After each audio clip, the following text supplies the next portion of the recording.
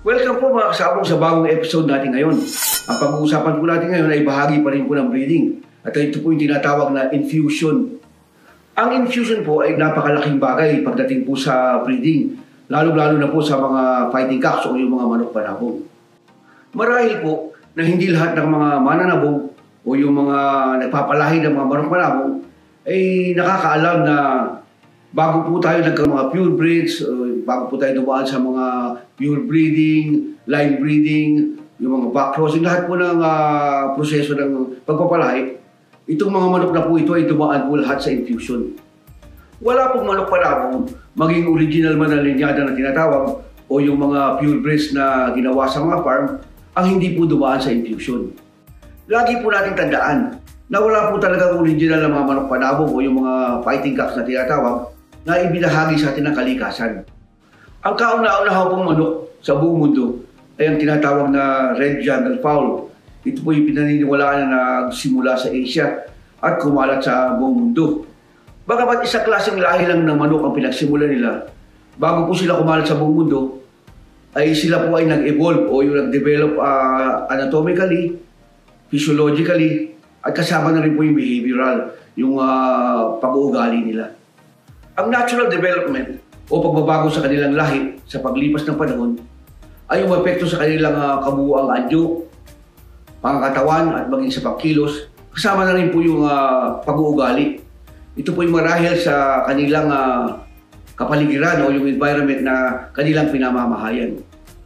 Dito po talaga sa mga manok na ito nagsimula ang ating mga manok panabong. At ang mga unang o sinaunang mga breeders naman ay matyagang nagkalap o nag-acquire ng iba't ibang mga manok na galing sa iba't ibang lugar para paghalu-haluin o i-breed sila at makuha nila yung mga hinahanap nilang qualities para sa isang mga tapang na manok panabong. So ito po talaga ang origin ng mga unang fighting cocks. Ang pagkalap o ang pag-acquire ng mga manok na ito na galing sa iba't ibang lugar at pagpapalain sa kanila para makuha ang mga inherent qualities na kinakailangan para maging isang magaling na mga manok panabong ay tinatawag po na infusion. Kaya inuulit ko po, wala pong original o manok panabong ngayon na hindi po dumaan sa infusion.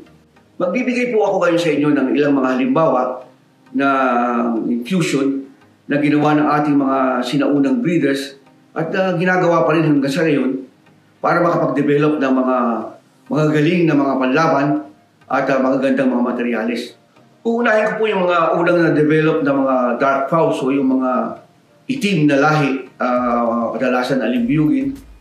At nung unang labas po, ang mga dark fowls po ay mapapansin nyo na mabilis silang manghina kapag nasusugatan, lalo na pag tumutulo na yung dugo.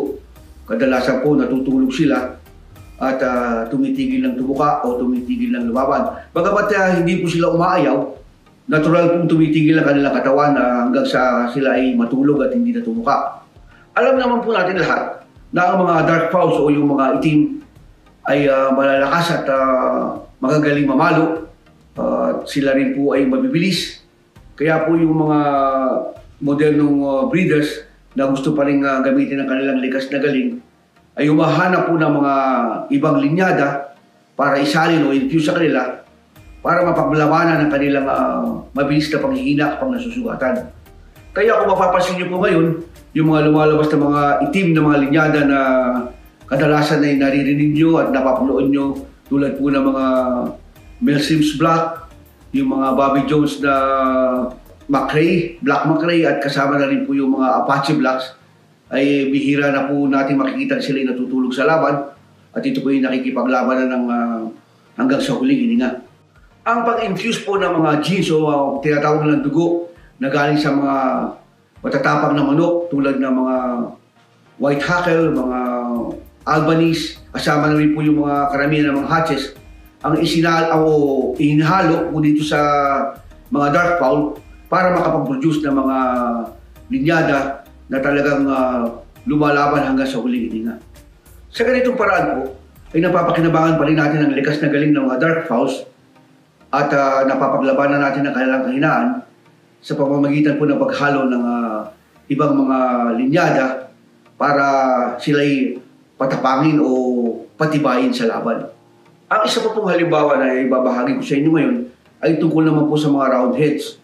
Ito po mga roundheads ay mapapansin nyo na kaya sila tinawag na roundheads sa kadahilanan na sila ay mga pikom o yung gambusa. Kaya makikita nyo po na bilog ang kanilang tuktok o yung kanilang ulo na kumpara sa mga straight comb na palapad na pahaba ang kanilang tuktok. Ito po mga roundheads ay kadalasan o karamihan ng mga ito ay galing sa Asia o mga Orientals. At sila po ay magagaling lumaban at matatalino, maganda ang fighting style, pero questionable din ang kanilang gameness. Yun naman po mga sinaunang breeders na may mga malalakas at magagandang mga manok na kanilang na-develop sa pagpapalahi ay nakukulang naman sa fighting style. Kaya kadalasan sila ay natatalo ng mga manok na magagandang fighting style. Bagamat malalakas at magaganda ang kanilang mga manok, ay naargabyado sila pagdating sa estilo, sa pagkilos. Kaya itong mga breeders na ito ay nakuha ang ideya na mag-infuse o maghalo ng mga lahi o linyada na magdadagdag sa kanilang mga palahi na malalakas para magkaroon ng magagandang mga fighting style. At ito po ay naisip nila na mag-infuse ng mga roundheads. Kasama na po dito yung mga oriental breeds na kanilang inangkat sa Asia at ginamit sa kanilang pagpapalahi para ma-improve ang kanilang mga fighting cocks o mga panlaban. Sa kanilang pag-infuse o paghalo ng mga lahing orientals na mga kambusa sa kanilang mga na-develop na mga panabong na malalakas, matitibay at magagandang mga manok panabong, ay na-develop po nila yung mga manok na tinawag nilang roundheads dahil po sa naglabas ito ng mga kambusa na dominant sa mga galing sa mga oriental. So ito po ang matatawag nating origin ng mga roundheads. Kaya kadalasan po maririnig nyo po na itong mga roundheads ay galing sa mga oriental na lahi. Ngayon, napansin po ng mga breeders na bagamat gumaling ang kanilang mga palahi na hinaluan ng roundheads, malalakas pumalo, gumanda rin ang mga bigas at tayo, tumangkad, bumilog ang katawan.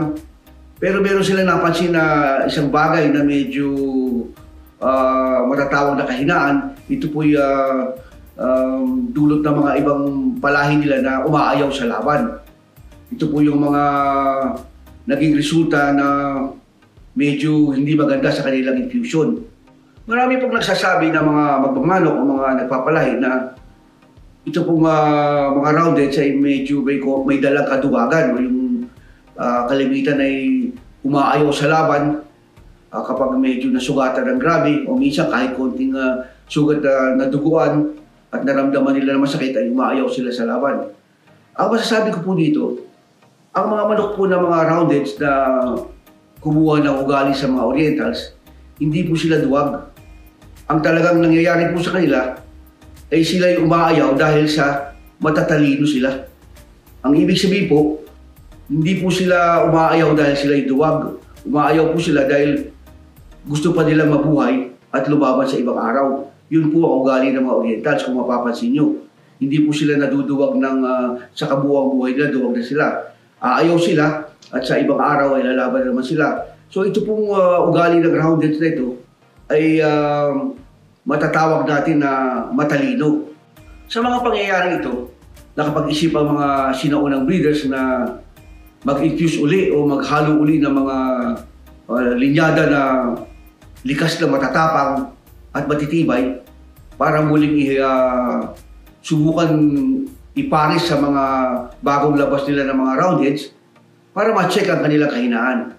At dito na nga lumabas ang iba't ibang klase ng mga roundheads na hanggang sa ngayon ay mararamdaman nyo o makikita nyo na lumalaban sila ng diktikan hanggang sa huling hininga. At maaaring ang mga nakikita nyo mga sikat na roundheads kasama na po yung mga sweaters na mga kambusa na nakikita nyo ay galing na rin po yan sa mga Orientals na magagaling ang fighting style. Sa pagpapalahi po ngayon, bagamat marami na tayong nakikita at naririnig ng mga sikat na mga linyada na lumalabas, tulad po ng mga sweaters, mga iba-ibang variety ng mga roundheads, mga grays, mga blacks, sama na po yung mga clarets, mga Albanese, lahat na po ng mga tanyag na mga linyada na ginagamit natin ngayon. At pwede natin silang puruhin sa ating mga farmer sa pamamagitan ng inbreeding. At panahon ay nakakagawa po tayo ng sarili natin mga linyada.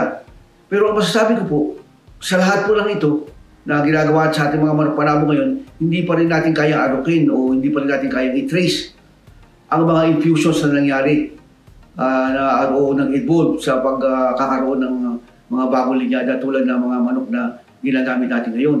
So lahat po yan may infusion na hindi na po natin kayang alamin. Kaya mahirap po talaga ang magsabi na purong-puro ating mga manok na talagang walang halo. Kaya ito po ay isang patunay na sa larangan po ng breeding, medyo masalimuot po ang mga resulta kung iisipin natin talaga. At dahil nga po napag-usapan na rin natin ang tungkol po sa tapang at tibay o yung pong gameness at endurance ng ating mga manok Panabo pagdating sa araw ng laban, ay nais ko na rin pong ibahagi sa inyo ang mga medical supplements na maaring makatulong ng malaki o makapag-boost o para maitaas pa ang kanilang likas na kakayahan para masiguro ito. Nandito po yung mga gamot na ginagamit natin na may sangkap ng taurine, meron din pong sangkap ng mga L-carnitine, at gayon din po yung mga gamot na ating binibigay na mayroong sangkap na B-complex vitamins at pati na rin po yung liver extract na malaki ang may tutulong para madagdagan pa po ang katangian ito. Mga kasabong, maraming salamat po muli sa pagpanood ng episode natin ngayon. At huwag pong kalilimutan na mag-like, share, and subscribe dito po sa AG Game Fowl TV sa YouTube. At yun naman po may mga katanungan, doon po kayo sa comment section sa AG Game Fowl Facebook page. At inuulit ko po, huwag po kayo magtatanong doon sa FB Messenger at hindi ko po kayo masasagot doon. Maraming salamat po muli.